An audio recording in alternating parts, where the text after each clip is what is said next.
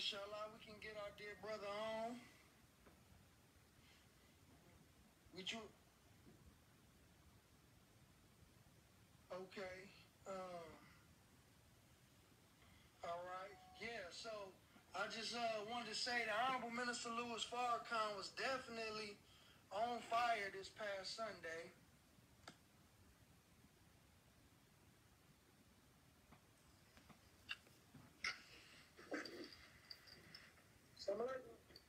Wa alaikum salam.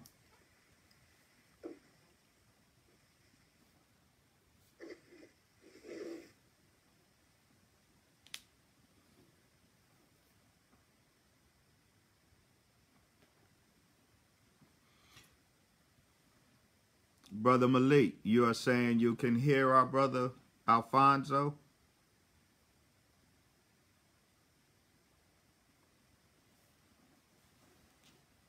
Well, I know he's not talking now, but... Yes, sir. Somebody's trying to call me in the middle of a live.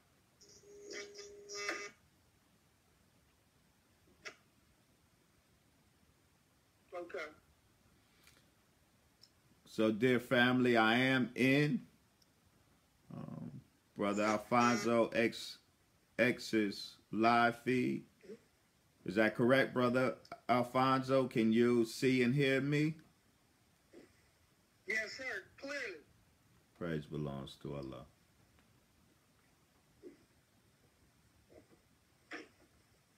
So we are here, family. Your screen looks sideways. What'd you say? Your screen looks sideways. Okay, all right. We can fix that. There you go.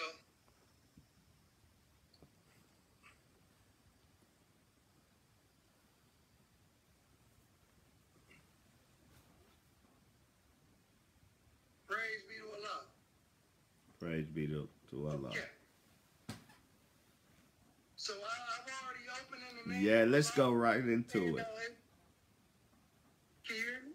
Yes, I said, yeah, let's go right into it. Yes, sir. Yeah, it's kind of late. So, dear family, we got this in the house. This is one of our scholars, one of our historians. And one of the first questions I would like to ask is, what are your thoughts on individuals outside the nation of Islam? Can you all hear? You're going in and out. You're going in and out. I'm going in and out? Yes. What's it?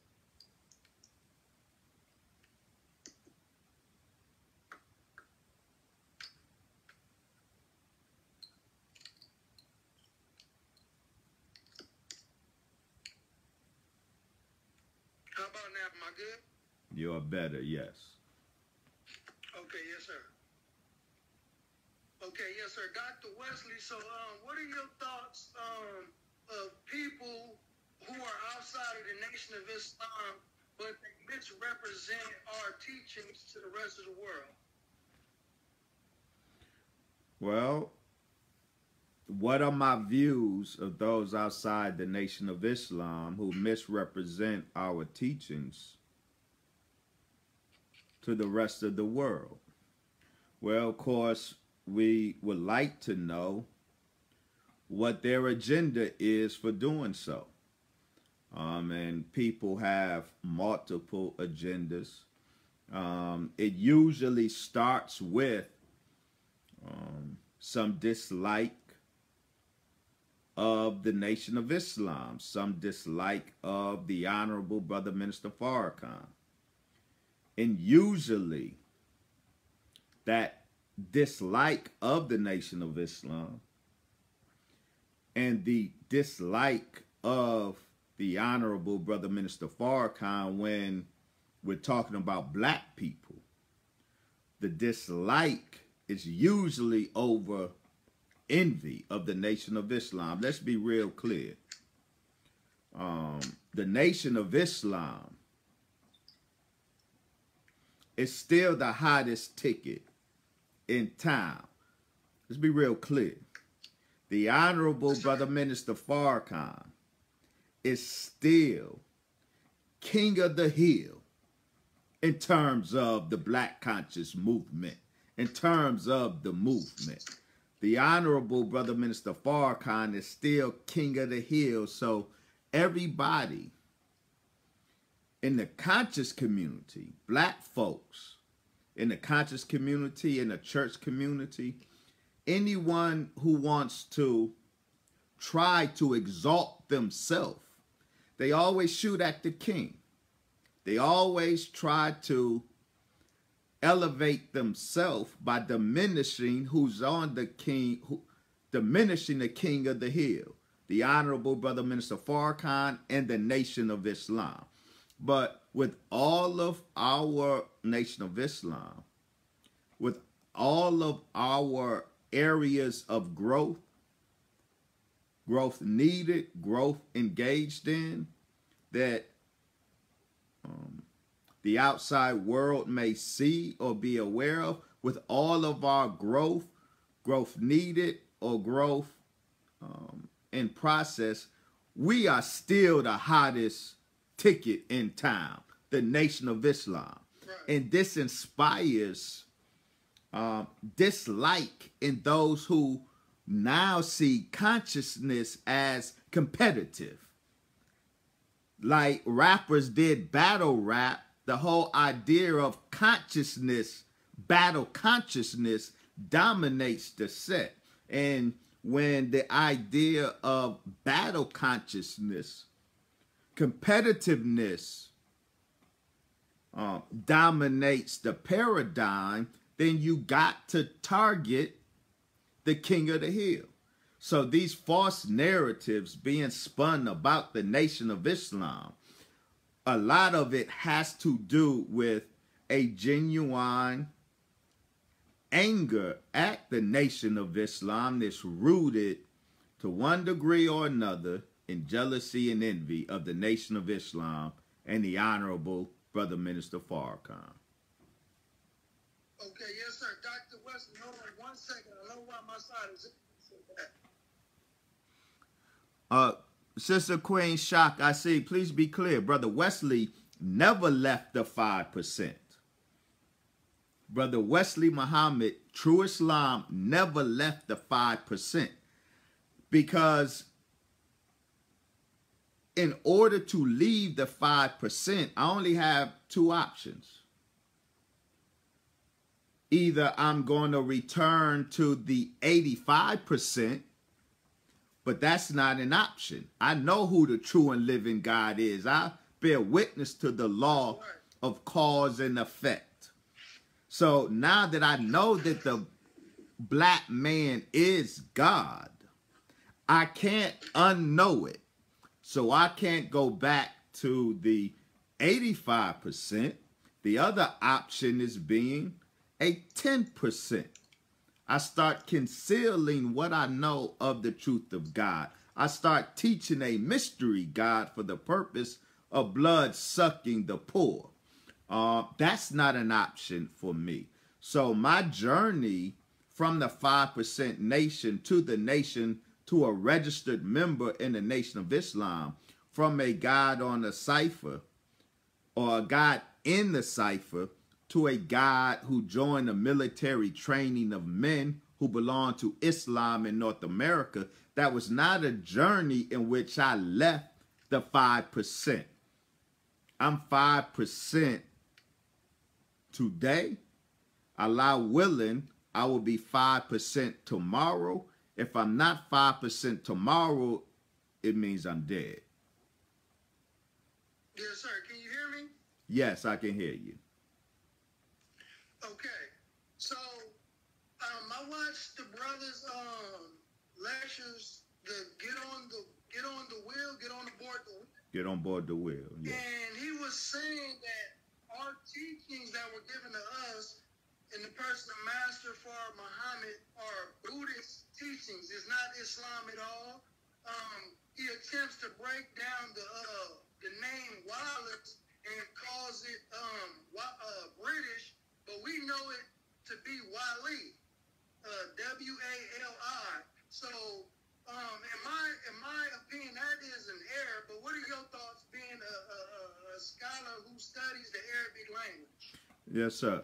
First, I think it's fair to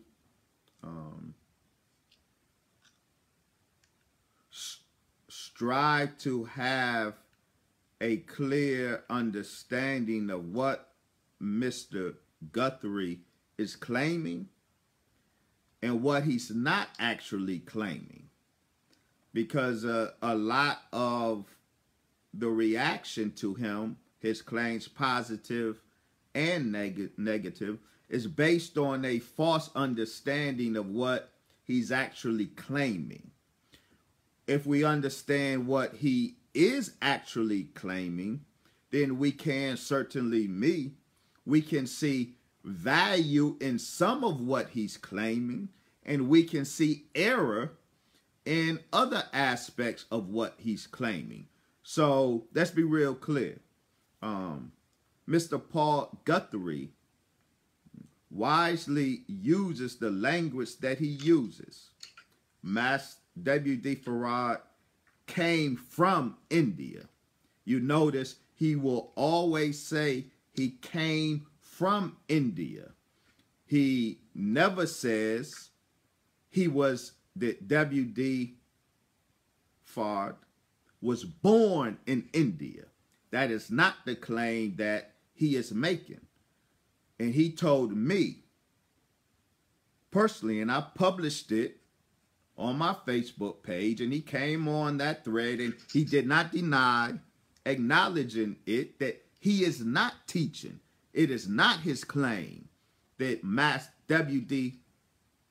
Farad was born in India as opposed to being born in Arabia. That is not his claim. That's point number one. Get that.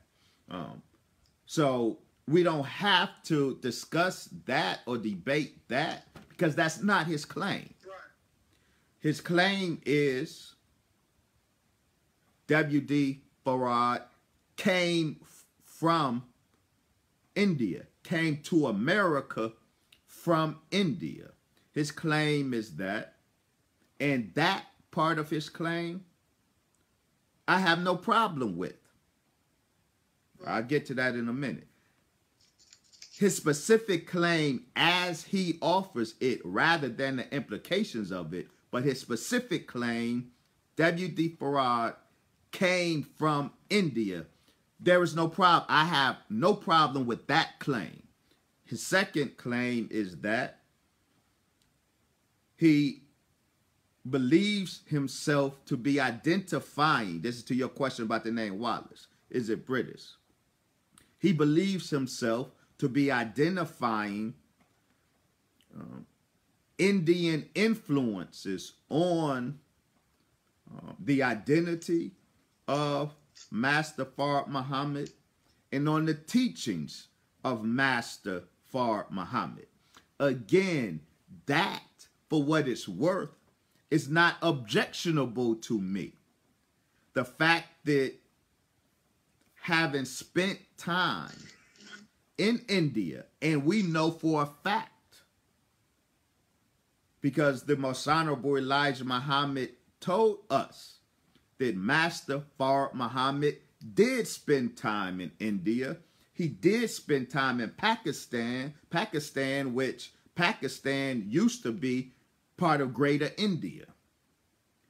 So we know from the Honorable Elijah Muhammad that Master Fard Muhammad did spend time in India, Pakistan.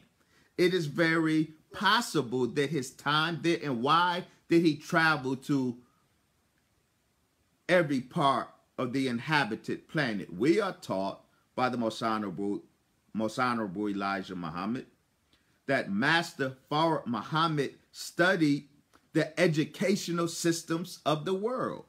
He studied them. Right. Why would he study them? I suspect that he studied these educational systems throughout the world for the purpose of extracting whatever is useful to him in his mission.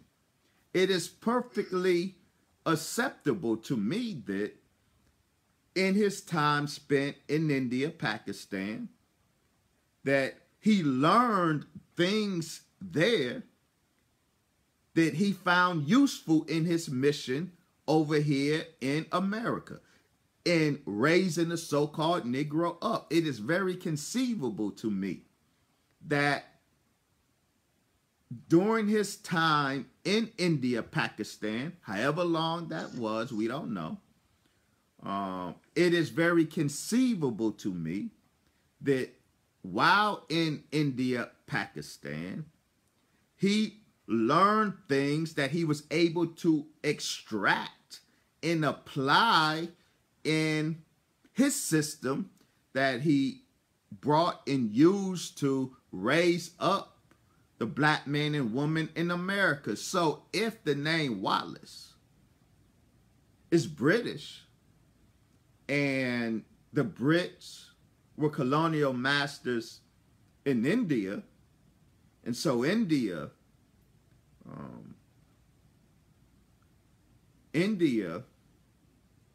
evidences the influence of Britain, there is nothing offensive, objectionable, or shocking that he would have one of his names will be a British name. Please remember,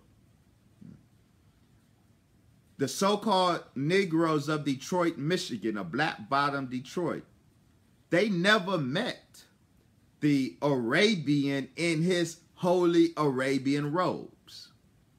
The man they met was in Western garb. So he already adopted the camouflage of Western man as part of his strategy in getting with or getting to the so-called Negro in America. So the Western camouflage that he wore, that's a given. And so if part of his Western camouflage was the name Wallace that had British Indian origins, there's nothing offensive or objectionable to that, but there's also nothing groundbreaking about that either. Right. Yes, sir. And as you study the COINTELPRO FBI files, it says in there that the COINTELPRO wants to change the teachings of the Nation of Islam. So I find it interesting.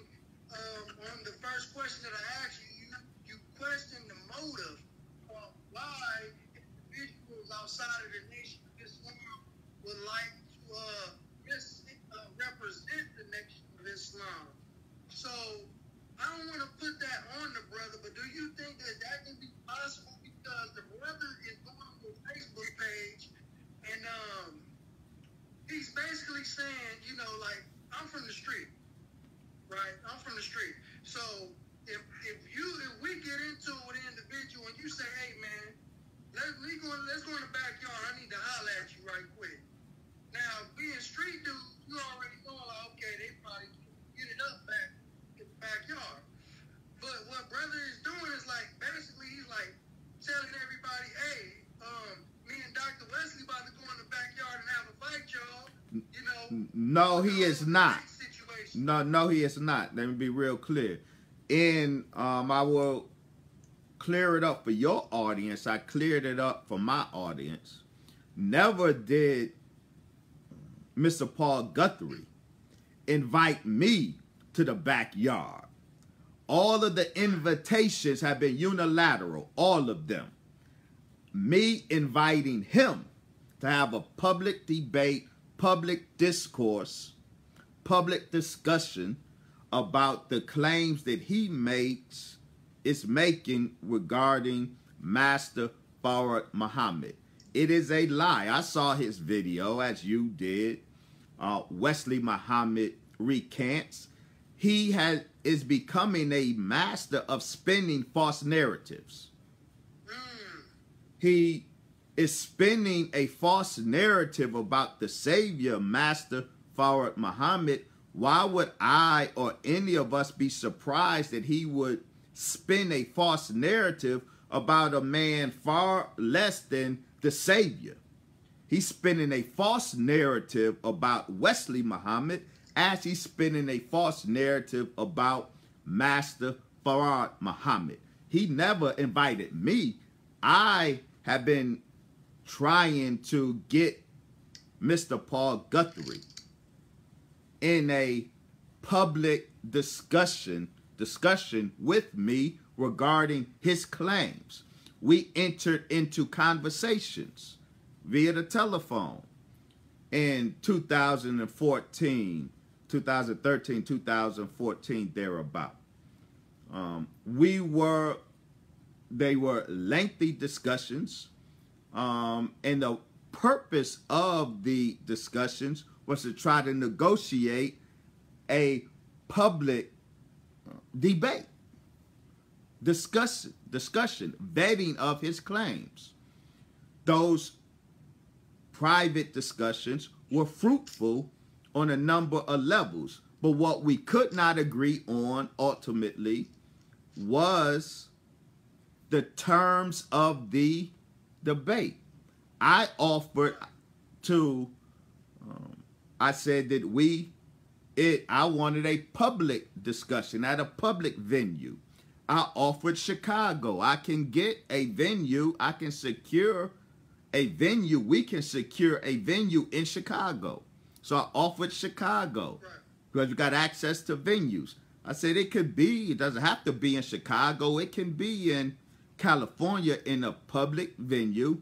He wanted instead, and this is where the negotiations broke down.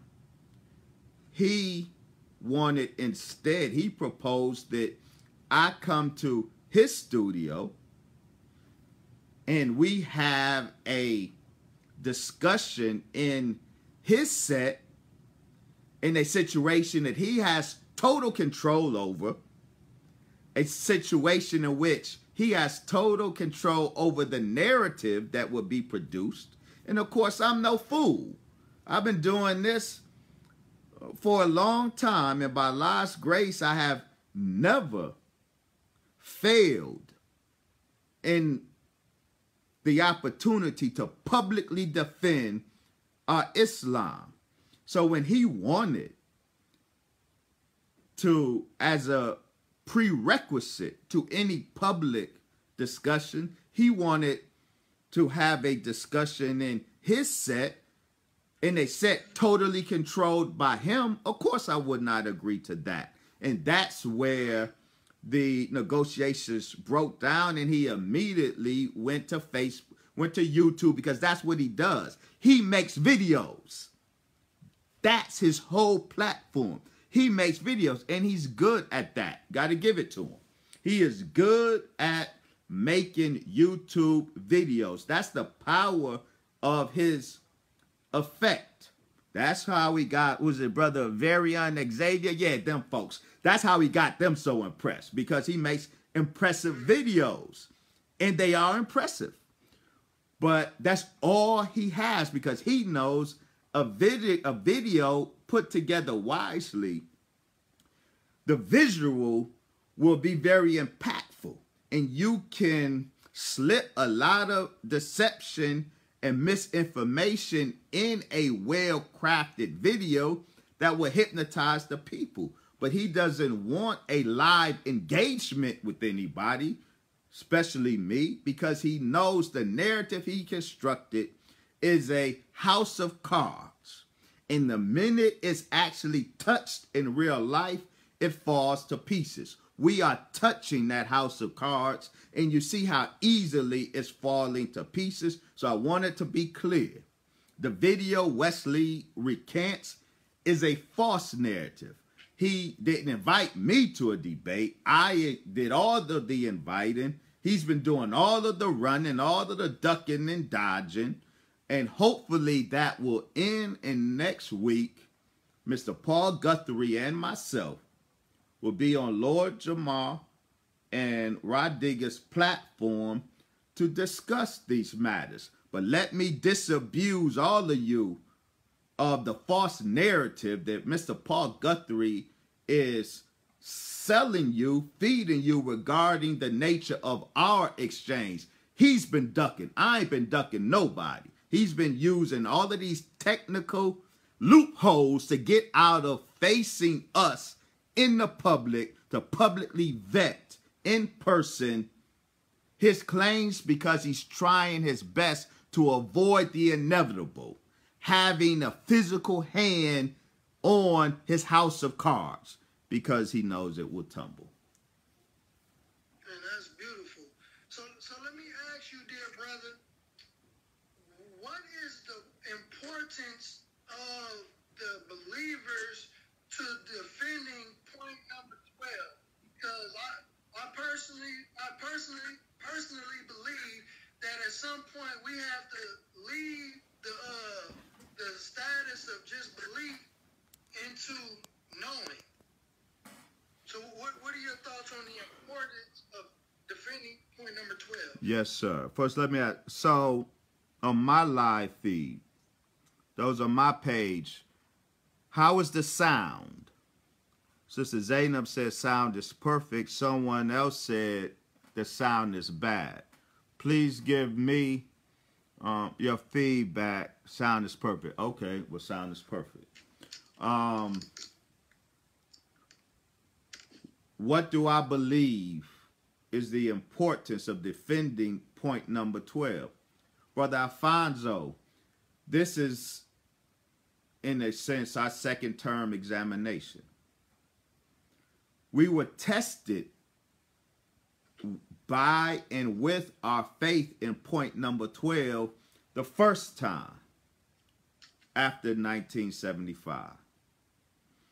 And we failed that test. So before he left, the Most Honorable Elijah Muhammad asked us, how strong is your foundation? Can you survive? Our foundation is point number 12. Our foundation is our, not just belief, but conviction in Master Fard Muhammad as our Savior, as Allah in the person. That is our foundation. And so those who want to destroy the Nation of Islam, those termites, they attack the foundation. That's very termitic behavior, to attack the foundation. So the Orthodox Muslim world that was willingly complicit in the destruction of the Nation of Islam by attacking point number 12, they are attacking the foundation of the Nation of Islam. So those Muslims who engaged in that were engaged in termitic behavior. So we as Muslims, our foundation is point number 12. So our faith in Master Fard Muhammad must be protected. How do you protect faith? I am not suggesting to us that we protect our faith by retreating into blind dogmatism. I am not saying to us that in order to protect our faith in Master Fard Muhammad and point number 12, we have to be religious ostriches, hiding our head in the dirt so that we don't face uncomfortable truths. Mr. Paul Guthrie has every right to offer what he believes is a truth about the Nation of Islam. He has every right to offer what he believes is a truth about Master Fard Muhammad. He has that right. And it is not the proper course of action for us as Muslims to take to bury our head. His claims should be analyzed and vetted and given ear even. To all of us, we should give ear and, well, let me take, it's not necessary for every Muslim to give ear to these narratives, but certainly those of us who have the well-being, the spiritual well-being of the flock as a duty of ours. And the ministers and laborers, we do have a duty to shepherd the followers of the Most Honorable Elijah Muhammad, to feed the faith and protect the faith of the followers of the Most Honorable Elijah Muhammad. And so we should be willing to give ear to any new knowledge out there. But giving ear doesn't mean we blindly and easily accept. We have to give ear with a critical eye. And when we apply our critical eye, and so my disagreement with Mr. Paul Guthrie is not because he has made a presentation that he has presented his own narrative about Master Fard Muhammad. I'm not mad at him for daring to offer his own narrative. I am simply saying the narrative he offers is demonstrably wrong. The problem is not that he has an alternative narrative to offer. The problem is his narrative is demonstrably wrong. And we have been anxious for years, and we have been demonstrating the error of his narrative. I published a book, a teaser, Faking Jacks, exposing Paul Guthrie. This was just a teaser to the bigger, more robust deconstruction of Mr. Paul Guthrie. But we have been deconstructing his narrative for years now. We've been trying to get him to agree to a public engagement on his claims, but he has been shucking and jiving. He has been ducking and dodging. And because he's so talented in YouTube video making, he's able to spin a false narrative and get those who hate the Nation of Islam to champion his false narrative. Yes, sir. And we know that you have been tried and tested. We've seen you in the intellectual world debating the past, and I remember one video where you said you were like 50 and up.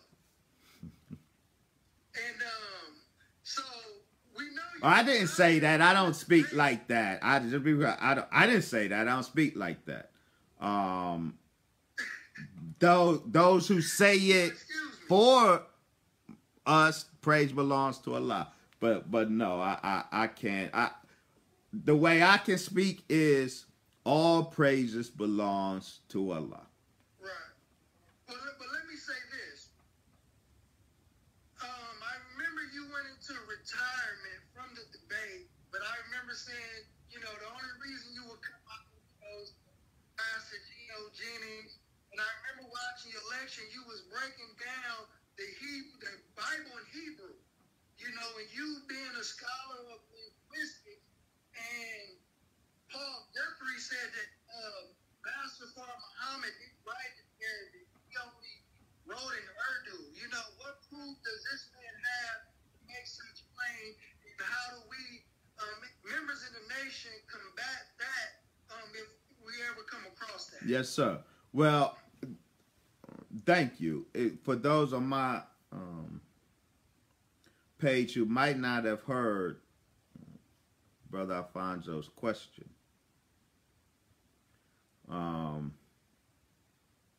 hopefully in the course of my answer, it would be clear. I want to touch on two things that you bring up, Brother Alfonso.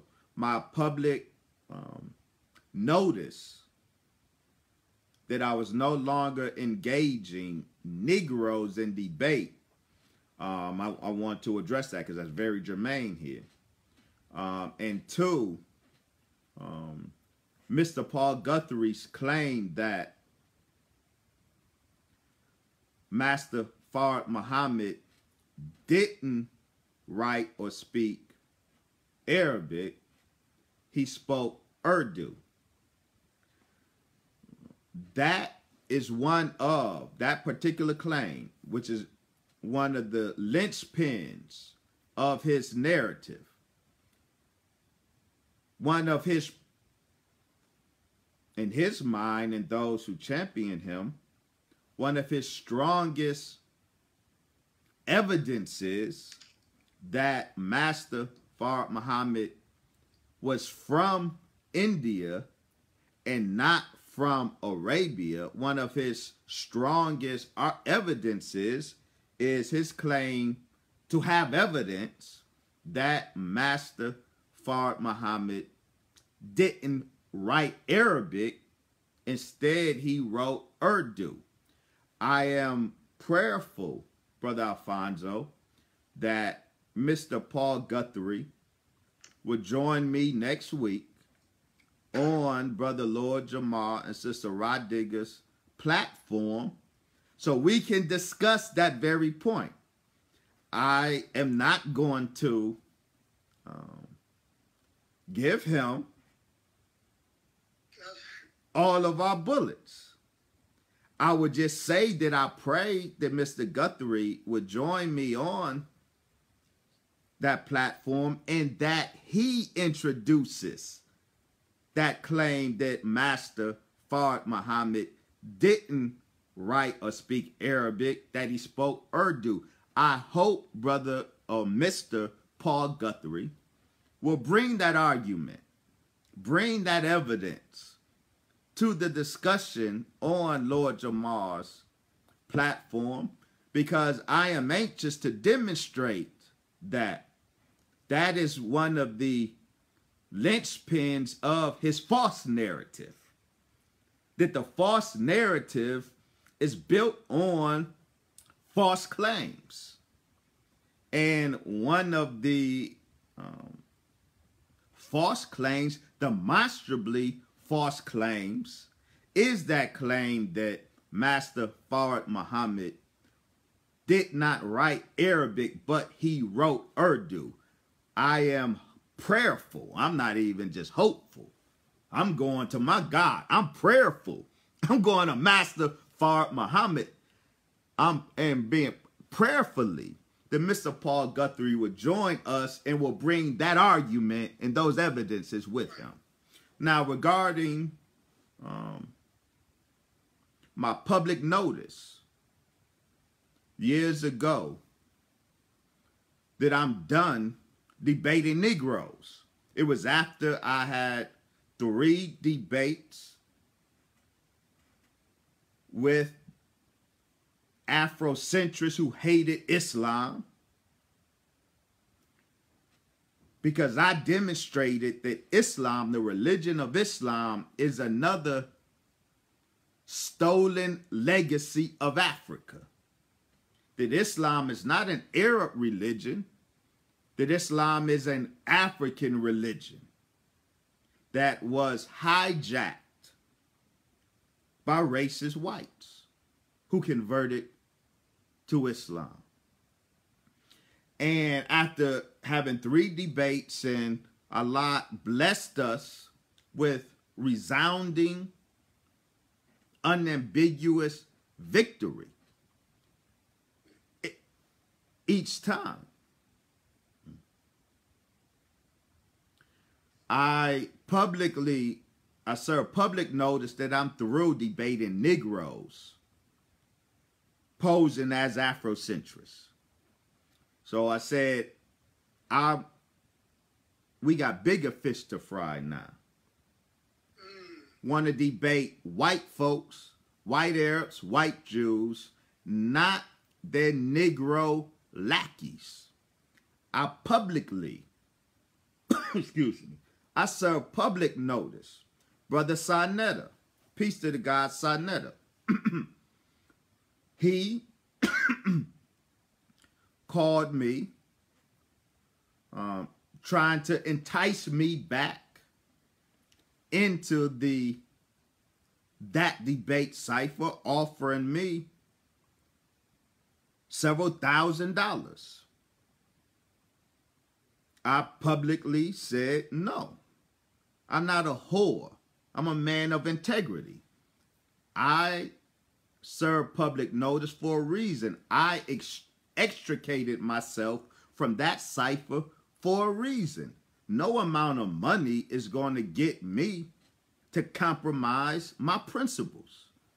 Polite. Brother Polite. He called me, offering me even more thousands of dollars to join him in a charade, debate charade, on top of what Sarnetta offered. I told him the same thing. I'm no whore. You can't get me to compromise my principles with money. So I said that. Now, I believe, offer when I served public notice, I think I did offer the caveat that the only Negro I would consider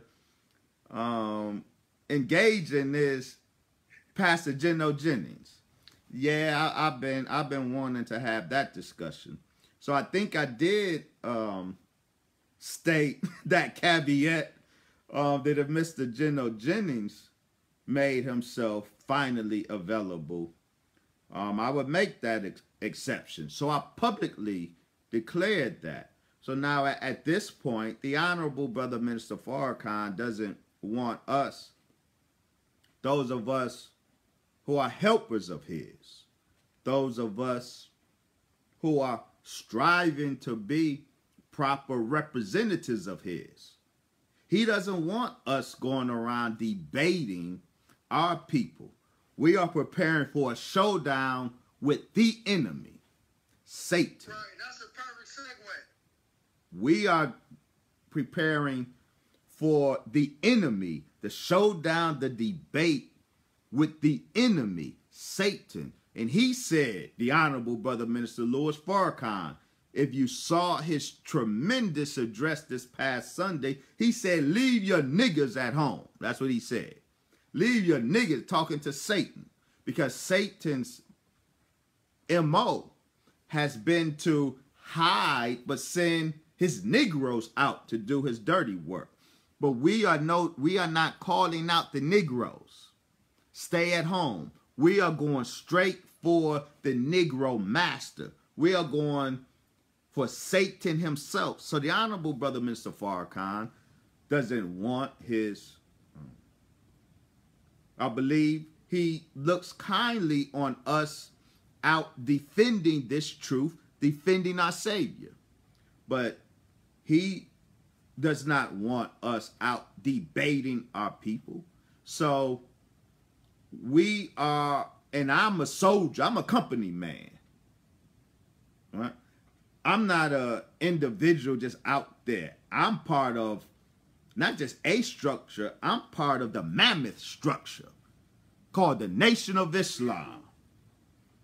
And I love being in the Nation of Islam. See, right. I'm not trying to have no chickens go home to roost moment. And I get put out, right, put on time.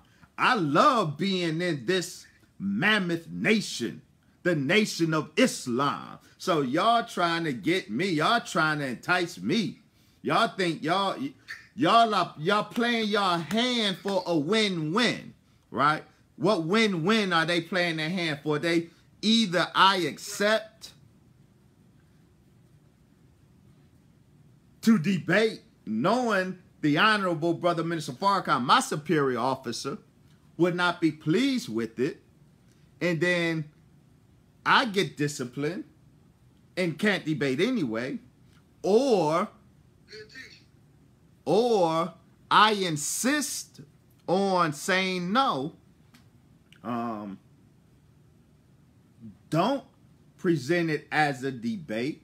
And that gives them a out so that we don't have to ever sit down and they don't have to take that L. See, that they either want to, the hand that they are playing, the game they are playing, is the win-win is either they don't have to take a L or I take a L from my nation. And I ain't trying to do that. Y'all not that important to me. Y'all really not. I can be real clear. I can put fingers on your house of cards, Mr. Paul Guthrie, and topple it, which I am, without you being present. I'm inviting you to be present so you can have the opportunity to defend yourself, to rebuff my arguments. But if you don't want to take that, show the people that your narrative is more than a house of cards. You are the one who you're hurting yourself, but I don't need you in order to deconstruct your narrative. I'm just offering you an opportunity to defend your narrative. Is it just me, or is it a lot of the critics who oppose the Nation of Islam that's on a lower level, you know, our brothers and sisters who oppose this? Isn't it ironic how their stance is almost identical to the stance of the enemy? And how does it prepare us so when we basically sharpen our swords against our own brothers and sisters, and but how does it prepare us for the actual enemy? Yeah,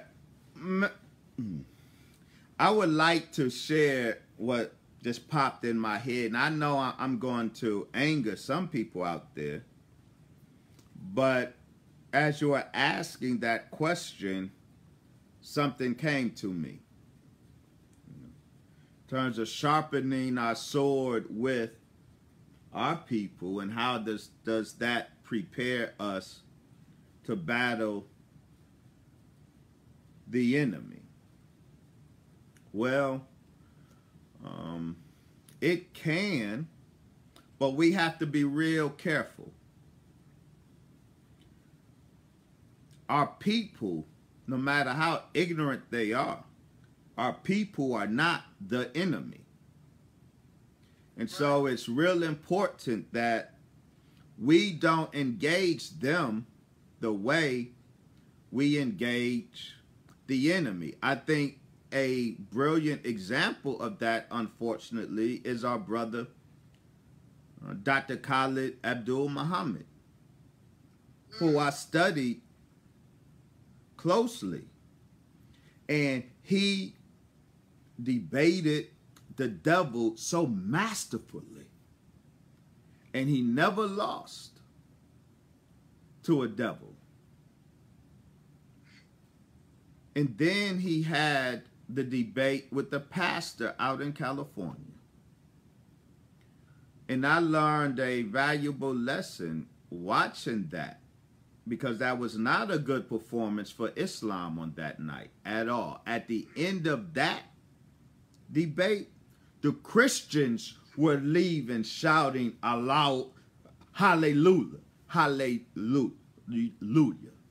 They felt victorious. And what I saw, the mistake that I saw my brother making, is he was debating his brother the exact same way he debated the devil. And he did not have the same, he did not produce the same results. And so I learned from that. We can't engage our people the same way we engage the enemy, because they are the enemy. Our people are not the enemy. So they may be misguided. They may even have something in their heart. But the Honorable Brother Minister Farrakhan told me, when I said from Mas Mariam, when I said I hate them niggas that hate the Honorable Brother Minister Farrakhan. When I said that, he told me, he said, our job is to be redeemers of our people. And if we have hate for our people, then we can't be a savior for our people. Hate in the heart for our people, no matter how justified we think it is, hate in our heart for our people takes us out of our role as savior for our people. And so that was an instructive lesson for me. So while to your question in terms of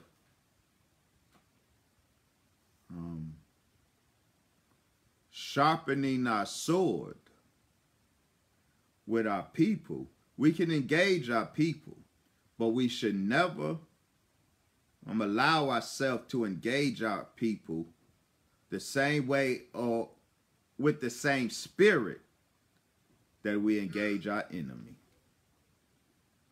That's a great answer, dear brother. That's a great answer. Praise belongs to Allah. So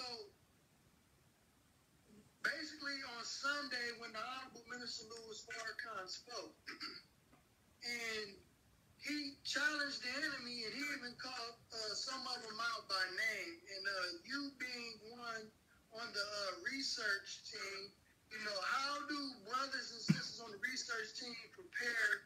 And you know, what is your study regimen? You know, out of the day, how many hours do you study in a day? Oh, 24/7, 365. I don't moonlight as a student. I'm blessed to do this full time. I don't have my time doesn't have divided allegiances with this or another occupation. It has divided allegiances with family and family duties and responsibilities. But this is what I do full time. I'm blessed to do it. Do you know why? Because the Honorable Brother Minister Farrakhan, when I was in the college university system and working, still studying, but I had to study and be in compliance with their way, and that imprisoned my scholarship. Their way, having to be in compliance with their way, the way of the Western Academy, the colleges and universities. And he said that the academy imprisoned me, imprisoned my scholarship, and he wanted to free me from that prison. And he absolutely freed me. He brought me to Chicago and made it such that I am doing my best scholarship since I've been in Chicago, because he has freed me to spend all of my time, and he has given me the resources. So if there's something I need, if there's a study tool I need, I can get it. I don't have to settle for carbon copies. I can get originals. And so because he is providing for me to do this work.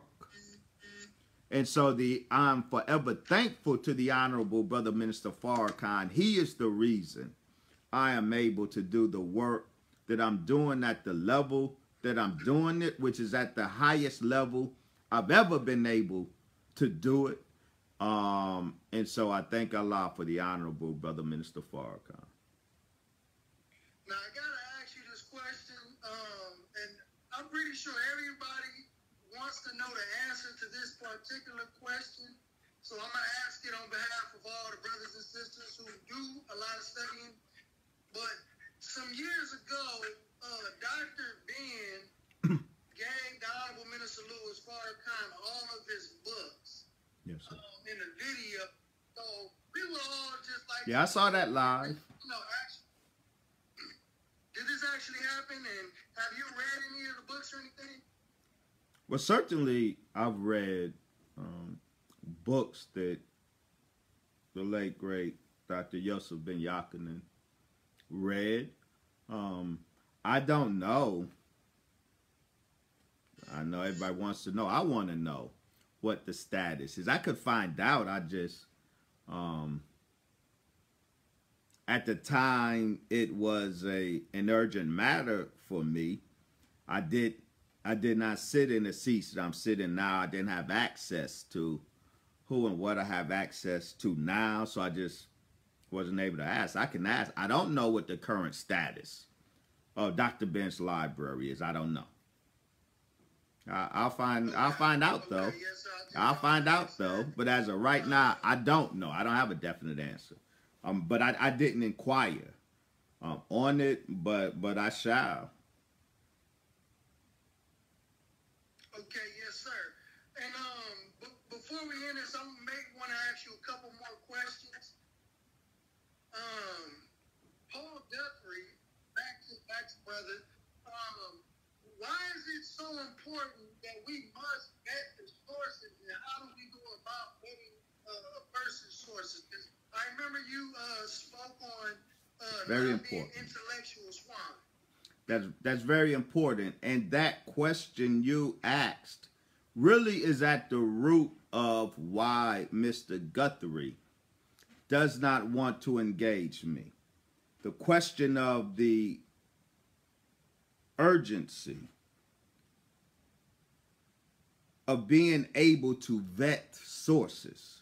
So you would notice in my little teaser book, Faking Jacks, Exposing Paul Guthrie, I post the Facebook exchange that Mr. Guthrie and myself had in 2014.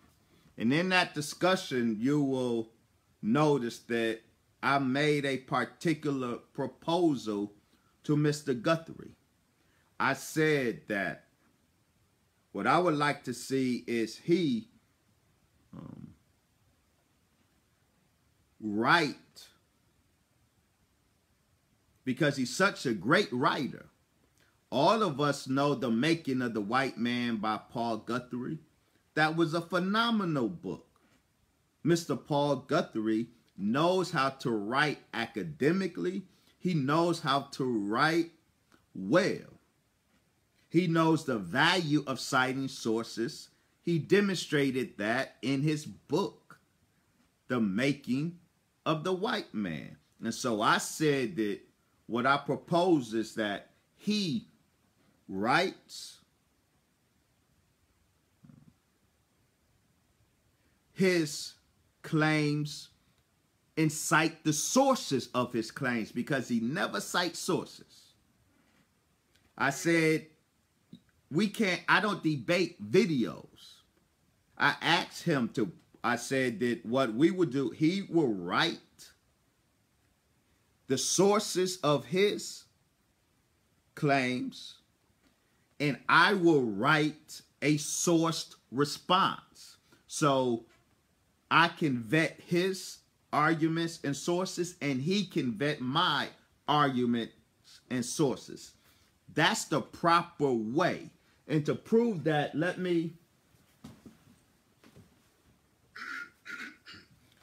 I just want to make this point for you silly Negroes talking about Wesley Muhammad is running. Y'all silly. Y'all real silly. There's a process to this thing. There's a process of how to make this thing happen effectively. I ain't running from nobody. I asked Mr. Paul Guthrie. Again, he didn't invite me. I've been inviting him. I asked Mr. Paul Guthrie because we want to get to sources. What are your sources for the claims that you make? Let us see them so we can vet them. This is what I said to him. Publish your sources. Allow me to vet them. I will publish my response and allow you to vet them. you know this is my way because that's what this book is. Ra is Allah. Why Asar Imhotep is wrong. Asar Imhotep is a scholarly brother who took objection to something I wrote in my book, Black Arabia and the African Origin of Islam. He took a chapter of that book. Now, a lot of people have made videos and did blog talks mad at my books. I don't respond to that. People, I want to debate Dr. Wesley. All of those people. I don't respond to every new jack talking about they can bomb Dr. Wesley. You have to make a compelling case for me to invest my time. Asar Imhotep made a compelling case. He wrote a critical response to something I had wrote. He provided vetable sources, and what did I do? I vetted his sources, deconstructed his arguments, but in a way that he too can come, he hasn't yet, he too can deconstruct my response. This is how scholarship is done.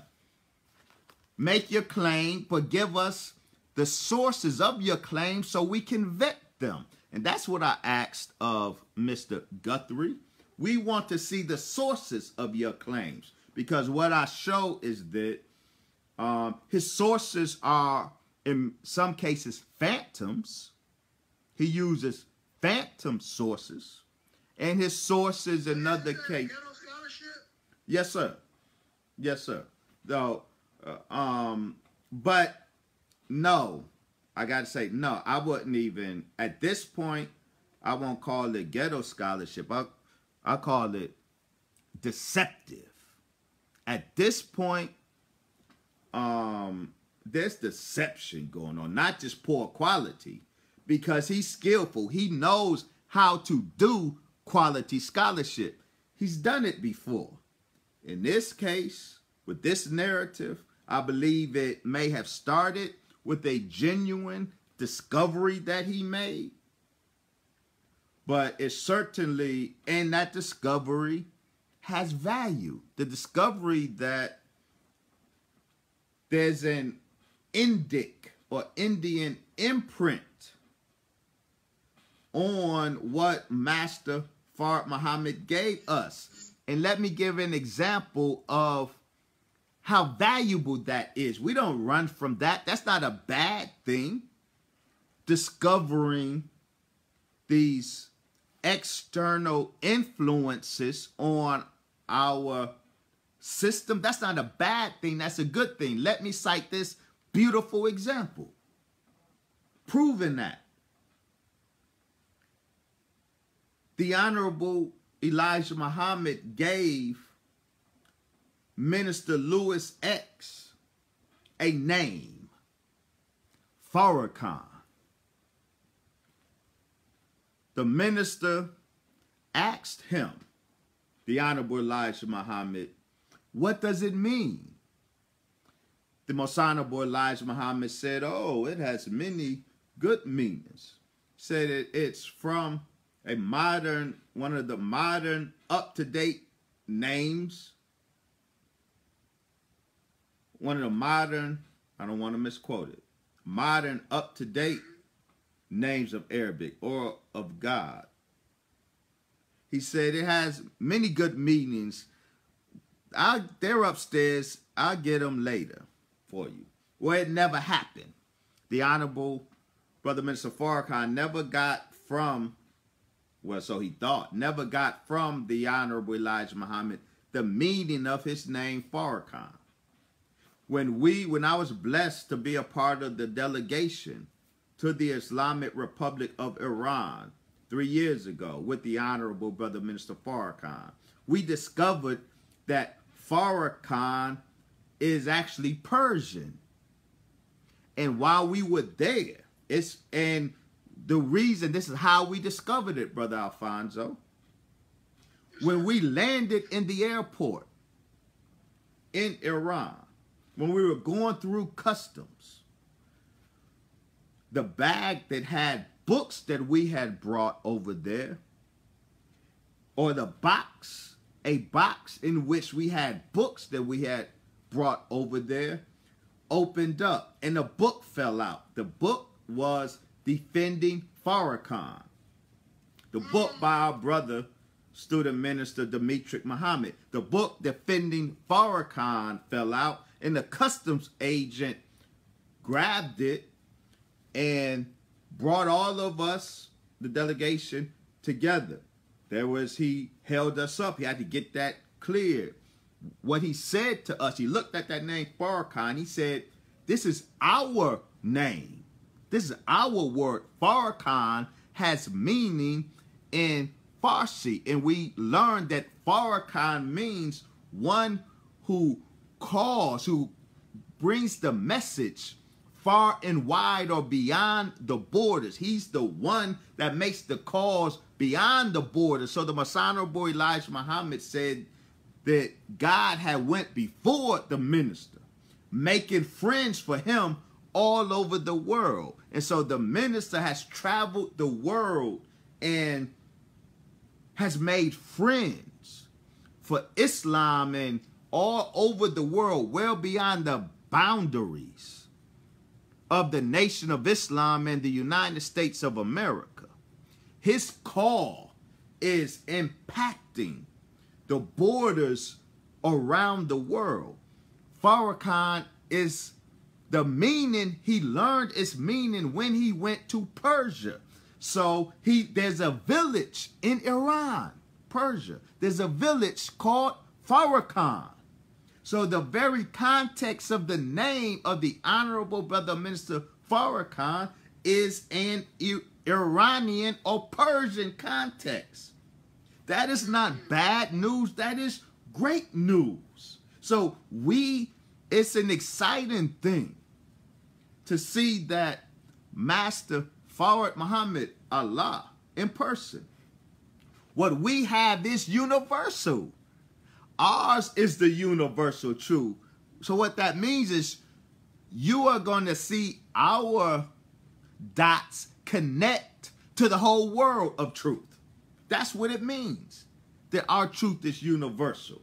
Our dots connect to the whole world of truth. So there's multiple dots that can be connected between us and Persia, between us and India, between us and ancient Kemet, between us and ancient Mesopotamia, between us and ancient so-called Black Africa.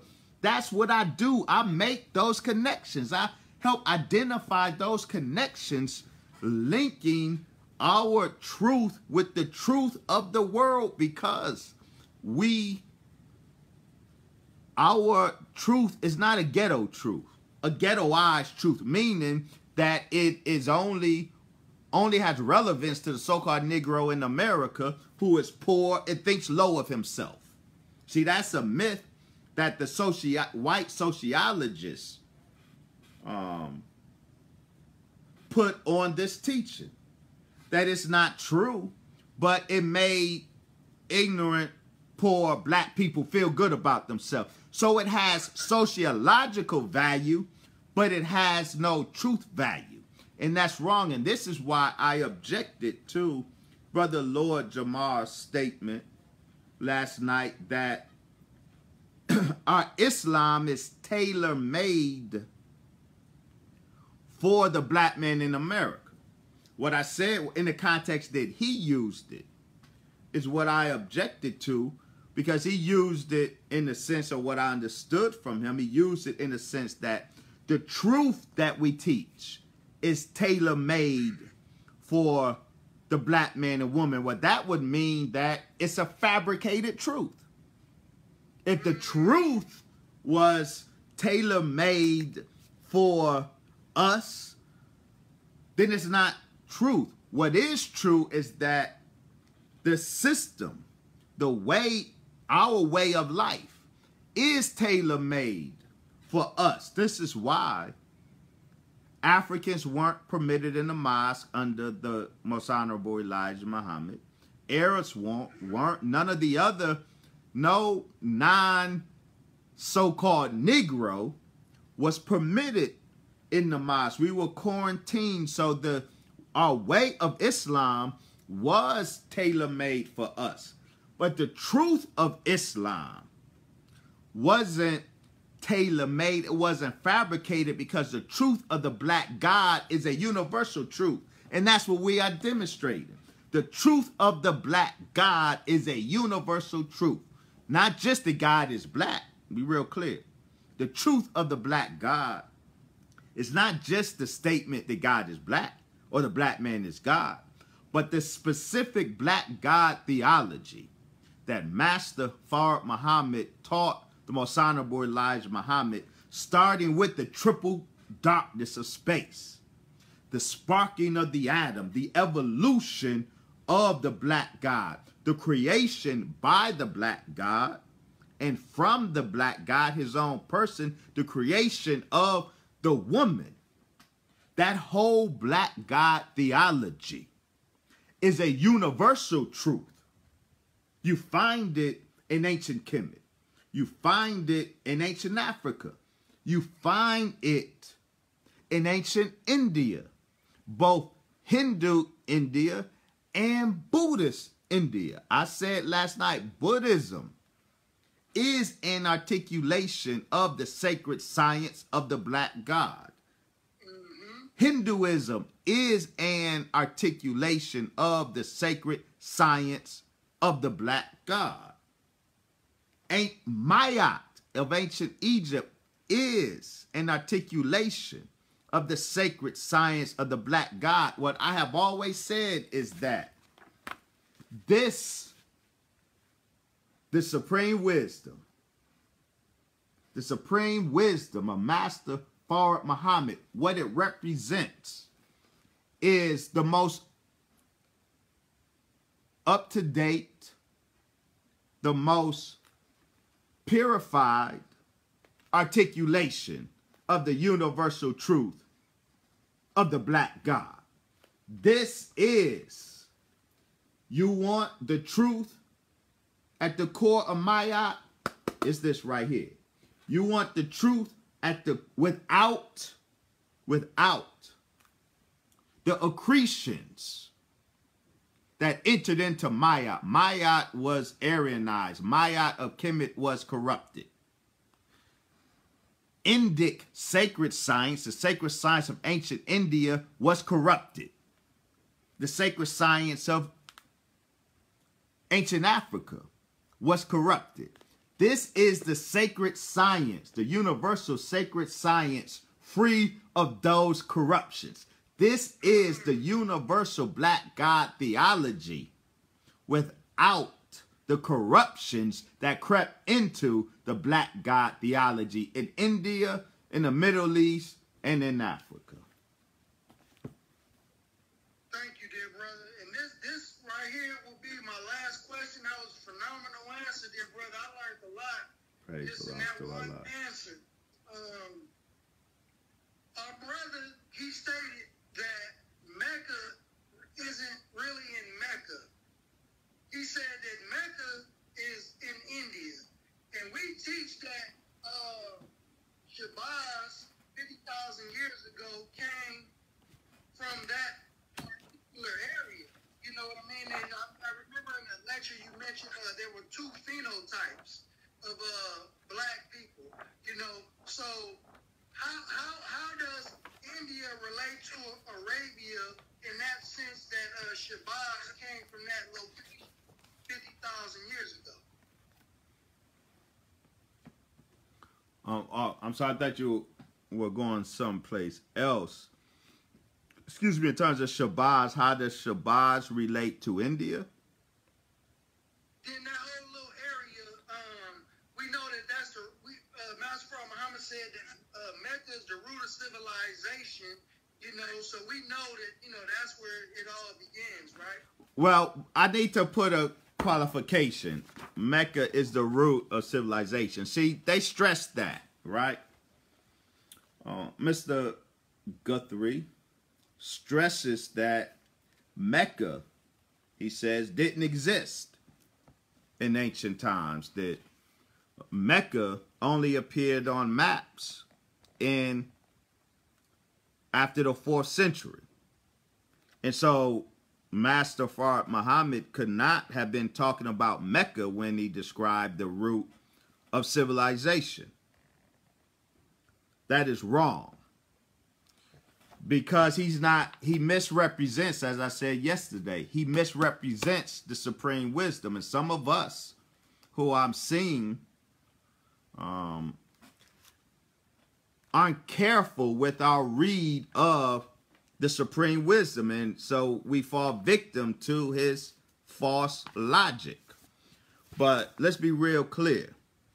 Look at so the argument is the lessons can't be speaking of Mecca as the root of civilization, even though it says Mecca.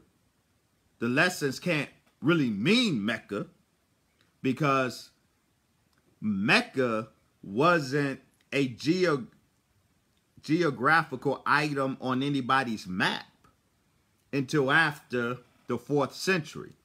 That's wrong for a number of reasons. Let's actually read the lesson. See, nuance is critical. Let me say this. The devil is a liar. And so when it's said that the devil is in the details, well, that's the devil lying and beating his chest. No, God is in the details. God is in the details, and truth is in the nuance. And Mr. Paul Guthrie is successful, most successful with those who don't think in a nuanced fashion. I'm sorry, I mean to be insulting, but those who are most enwrapped in Mr. Paul Guthrie's narrative, it is because they aren't too nuanced in their thinking, and he relies on that. But we have to be nuanced in our thinking. We have to be cognizant of the nuances because truth resides in the nuances and God is in the details. So what do I mean by that? So let's go after the lessons. Let's go after this Mecca thing. Why isn't the devil settled on the best part of the planet Earth? Lost Found Muslim lesson number 1. Because the earth belongs to the original black man, and knowing that the devil was wicked, and there would not be any peace among them, he put him out in the worst part of the earth and kept the best part preserved for himself ever since he made it. Now here is where the mischief and the slip is made. It says, the best part is in Arabia, comma, at the holy city, but then it does something else, something very important that people miss. At the holy city, it doesn't just say Mecca. At the holy city, Mecca in parentheses. That's very important. The best part is in Arabia. He didn't put Arabia in parentheses. Why didn't he put Arabia in parentheses? Because the Honorable Elijah Muhammad said that the name Arabia, white folks didn't give that land that name. We called, the original people of that land, called that land Arabia. So that's an indigenous name, so it's not put in parentheses. The best part is in Arabia at the holy city. That's it. Where's the holy city? He puts in parentheses Mecca because it wasn't necessarily called Mecca at the time. That's what we call it today. So it's separated with parentheses, calling attention to the fact that, yeah, Mecca, but that's not necessarily the ancient designation of the land. So Mr. Paul Guthrie harping on the fact that the name Mecca only appears in late antique sources to suggest that that area that is now called Mecca was not a thriving center of civilization, was not a holy city in its day. That's faulty logic. He said Mecca in parentheses. So there's a qualification. It's a caveat there. And the reason I'm suggesting that there's a caveat there, he just didn't identify it as such, because we know that in ancient times, whereas while that land was called by us Arabia, the whole of the land, it's not necessarily the case that the holy city was called by us originally Mecca, because the Quran says it was, before it was called Mecca, it was called Becca. So we know as a matter of fact that Mecca is not the original name of the holy city. Before it was called Mecca, it was called Becca. So that's why it's in parentheses to tip the hat. So to harp on the name Mecca is faulty logic. And one more point I would like to make on that. I saw a brother say,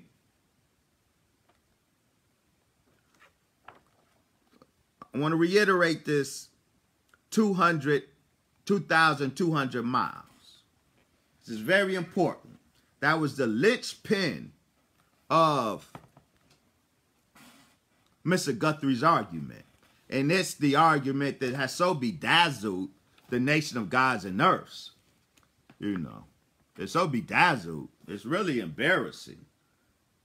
Peace to the gods and earths, but with due respect, the spell that Mr. Paul Guthrie has put on you gods and earths from the NGE, it's really a bad look for you. It really is. I just got to say. He got such a spell on so many of you. It's really a bad look for you, because we supposed to be the gods, critical thinkers. But he's so easily hoodwinked so many of you who claim the seven, the sun, the moon, and the star. He's been able to bedazzle so many of you. It's really a bad look, and he bedazzles you with this point of the 2,200 miles. Now I want to talk about that, and I end this on that. It's really important. So his whole argument is that the root of civilization, and let me be real clear, from archaeological, anthropological, and climatological evidence, historical, traditional evidence, the root of civilization is in Arabia. The root of civilization is not in India. The root of civilization is not in the Indus Valley. Mr. Guthrie asked the question regarding Indus Valley in Arabia. Which is the root, which is the branch? Well, we can answer that definitively. The root is Arabia. The branch is the Indus Valley. Oh, I'm excited to demonstrate that. So just on a factual, archaeological, historical perspective, the root of civilization is in Arabia. Now, he makes the claim that according to the lessons, the root of civilization is not in Arabia and is in India. And he bases his whole argument on this. Let me read it to us. See, it's in the nuance, right? He misrepresents this, and some of us even Muslims. I saw a point. Somebody said on your page, asked me about, said the 2,200 miles were from the desert. That the starting point is the desert. That's wrong. We're going to get to that. I'm going to address it. No, that's wrong.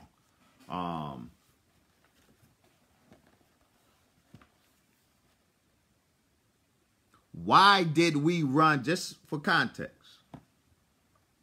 Lost Found Muslim lesson number 1. Question 4. Why? Hold on. My battery is going low. Let me see.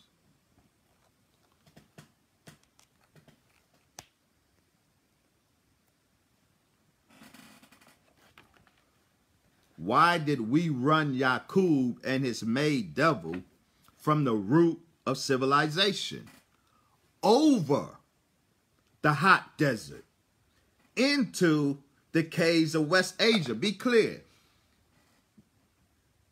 3 stages of the journey are enumerated here. We ran them from where? The root of civilization. That running involved what? Going over the hot desert. Not that it didn't start at the hot desert.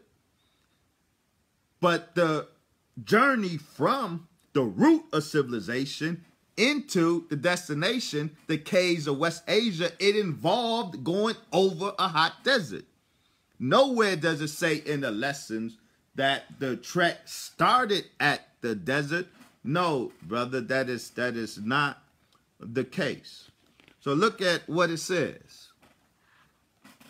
Again, this is the second. I quoted Lost Found Muslim lesson number 1, where when Mecca is mentioned, it's put in parentheses.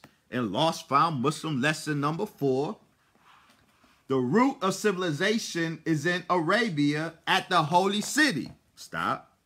And then Mecca, in parentheses, he's emphasizing there's an asterisk by Mecca. Because the Quran says Becca. It's originally called Becca. But Mecca, that's what in other words, that's what you know it as, but that's not really necessarily what it was called. We ran the devils over the Arabian desert. See, it didn't start at the Arabian desert. We ran the devils over the Arabian desert. We took from them everything except the language and made him walk every step of the way. It was 2,200 miles. He went savage and lived in the caves of Europe. EU means hillsides, and rope is the rope to bind in. It was 6,019 years ago. That's what the lesson says. So the question is, where did that journey start? It started at the root of civilization according to this. The root of civilization, where the journey started, is in the area now called Mecca. Mr. Paul Guthrie disputes that fact. Mr. Paul Guthrie wants us to believe that what Master Farad Muhammad really meant was that it started in the Indus Valley. And he uses as evidence for that claim, and this is what got the gods in earth so hoodwinked on his stuff.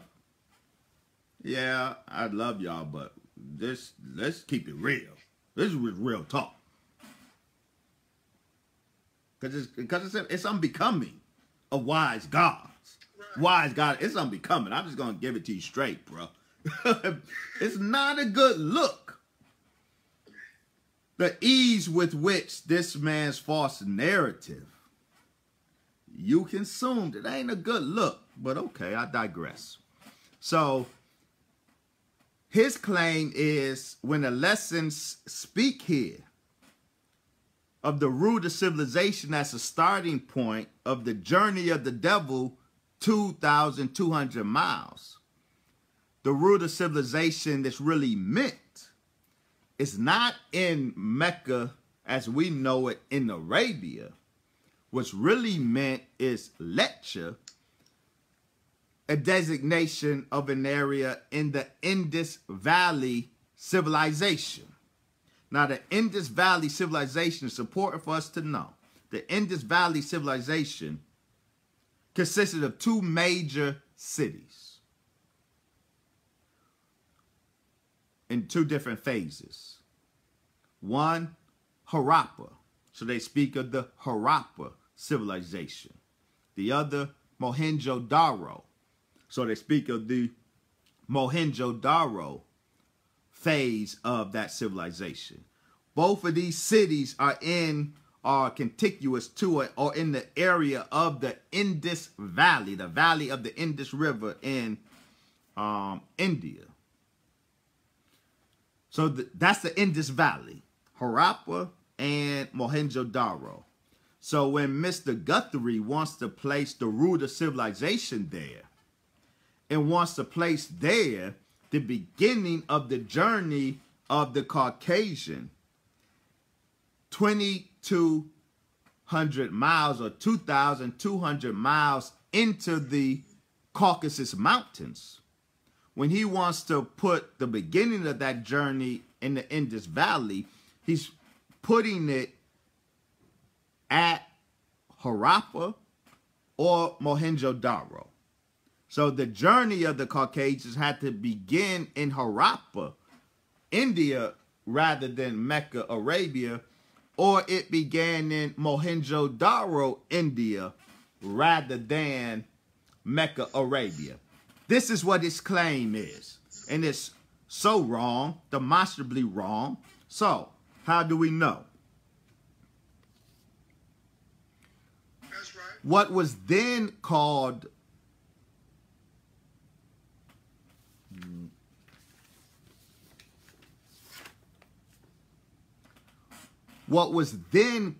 Harappa, the area designated Harappa in Mohenjo-Daro, is today called Punjab in Pakistan, because Greater India was divided up into a number of nations. Pakistan and India became different geopolitical constructs, but what is now Pakistan was part of Greater India at that time. So what was then Harappa is today located in Pakistan, specifically the area Punjab. What was then called Mohenjo-Daro is today in the area called Sindh, Pakistan.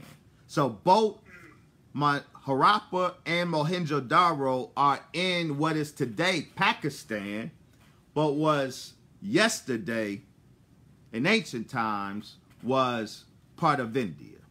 Hope you follow. And this is the area that Mr. Guthrie wants us to believe Master Paul Muhammad had in mind when he described that 2,200-mile journey of the devil from the root of civilization to the Caucasus Mountains. And he is mathematically wrong. It is mathematically impossible for that to be the case. How do we know? So let's start with Harappa. Could the root of civilization as identified in this lesson have been Harappa? Could the 2,200-mile journey have begun in Harappa? Well, Punjab, the area where Harappa is today located. If you Google map it, that's what this is, for the distance in between Harappa and the Caucasus Mountains. See, I heard Mr. Guthrie try to engage in a whole bunch of calisthenics trying to get around this blaring destruction of his argument. It's so silly. I hope he comes with those silly arguments on Lord Jamar's show. The Caucasus Mountains, right here, says Caucasus Mountains. That's what it says. That's the destination. The place of origin, Punjab, Pakistan. What is the distance between Paul Guthrie's Harappa and Master Fard Muhammad's Caucasus Mountains? The distance is 4,041 kilometers. Kilometers is translated into 2,511.21 miles. So the difference between, or the distance between Mr. Guthrie's Harappa and Master Fard Muhammad's Caucasus Mountains, that distance isn't 2,200 miles. It's 2,500 miles. A distance, a margin of error of 300 miles. A margin of error of 300 miles. Okay, that's Harappa. Well, what about Mohenjo-Daro? Maybe Mohenjo-Daro, not Harappa, was the point of origin of the journey. Okay, let's see. Mohenjo-Daro, as I said, is today in Sindh, Pakistan. Here is the distance from Sindh, Pakistan, Mohenjo-Daro, to our desired destination, the Caucasus Mountains. The distance between Mr. Guthrie's Mohenjo-Daro and Master Fard Muhammad's Caucasus Mountains, the distance is, in kilometers, 4,074 kilometers, which translates into 2,531.342 miles. That means that the difference between the 2,200 miles we're looking for and the miles that his point of origin gives us, mileage of 2,531 miles or 2,511 miles, both of these locations, Harappa and Mohenjo-Daro, gives us a margin of error of 300 miles. It overshoots our target by 300 miles. Okay. Well, what about Mecca in Arabia? What about Mecca in Arabia? So, this is Mecca in Arabia and the Caucasus Mountains. Not a Caucasus village, the Caucasus Mountains. See, right? Caucasus. Y'all see that? Caucasus Mountains. Okay. What is the distance between the holy city of Mecca, as Master Fard Muhammad identified, in Arabia? The distance between that and the Caucasus Mountains. Well, in kilometers, it is 3,496. That translates in mileage into 2,172. Round that up to 2,200 miles. The difference between the 2,200 miles we're looking for and the 2,172 miles that we have from Google Maps, the difference is 27.8 miles. So our margin of error on Google Maps for Mecca is only 27 miles. His margin of error is over 300 miles. The root of civilization is in Arabia, at the holy city, Mecca. Man, go ahead, bro.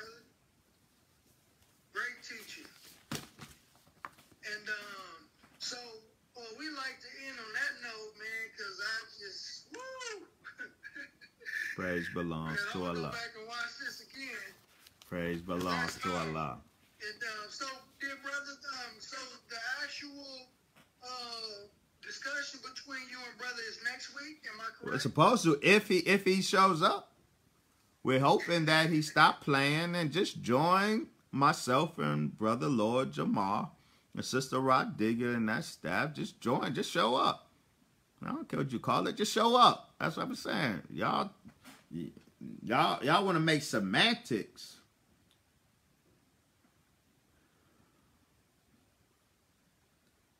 The deal breaker, if you don't hear me say what you want me to say, I'm a Muslim. I don't operate like that. You ain't my daddy. I ain't got no. Farrakhan is my father. I was never blessed to have a daddy. It ain't going to start with you. So you call it what you want to call it. It ain't got nothing to do with me. But just show up. Show up on the platform so we can discuss these matters in the best of manners, as the Holy Quran says. Yes, sir. Can you let the viewers know where they can find you and follow you and share your videos and your content in this video? Yes, sir. I'm on Facebook, Wesley Muhammad, and Dr. Wesley Muhammad. I'm on Instagram and YouTube and Twitter as Wesley Muhammad. I can also be reached at www.drwesleymuhammad.info, drwesleymuhammad.info. But most importantly, I can be reached at www.noi.org, the internet portal for the Nation of Islam. And that's me. That's you. So that before you go to www.drwesleymuhammad.info, that journey should start at www.noi.org and get acquainted with these teachings at its root. Speaking about root and branch, I'm a branch. My Nation of Islam is the root. This is the root. And we're going to defend it come hell and high water from all of you misrepresenters and mischief makers with the supreme wisdom of Master Fard Muhammad. Beautiful. Excellent. So with that, dear family, we'd like to thank all the viewers for tapping in to your brothers, Brother Alfonso X, Brother Dr. Muhammad, man, a giant in our nation, man. And we just You ask wonderful questions, wonderful and thoughtful questions, Brother Alfonso. I'm very impressed with you. I appreciate you. Keep up that strong representation, Black God. Yes, sir. We also thank Allah for the most honorable Elijah Muhammad and yes, the we honorable do. Minister Louis Farrakhan Yes, we for do. allowing us the gifts and the platform that they have blessed us with. And family, with that, we would like to greet you all with the greeting words of peace and paradise. Assalamu alaikum. Wa alaikum salam.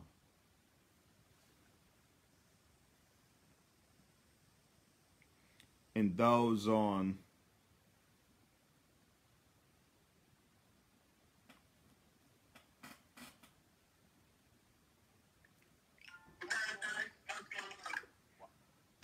my page, I too will be signing off. Thank you for joining me and us and giving us your attention, your patience.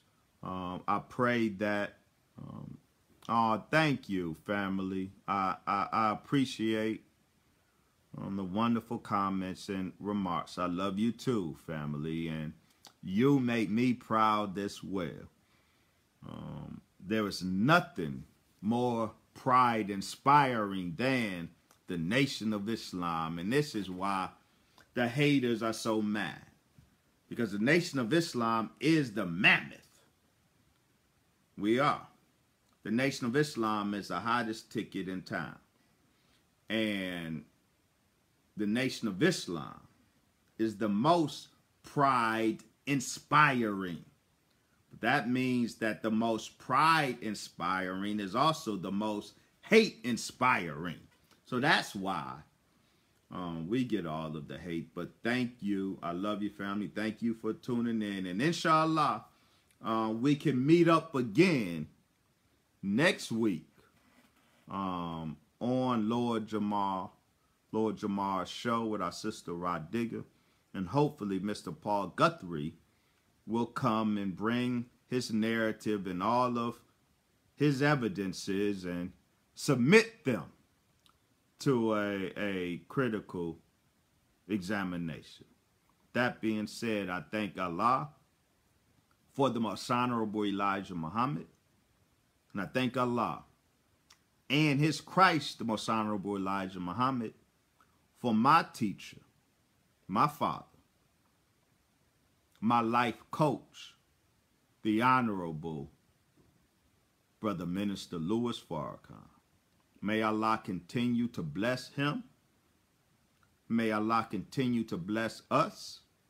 May Allah continue to bless us through him, the Honorable Brother Minister Farrakhan. Assalamu alaikum, family.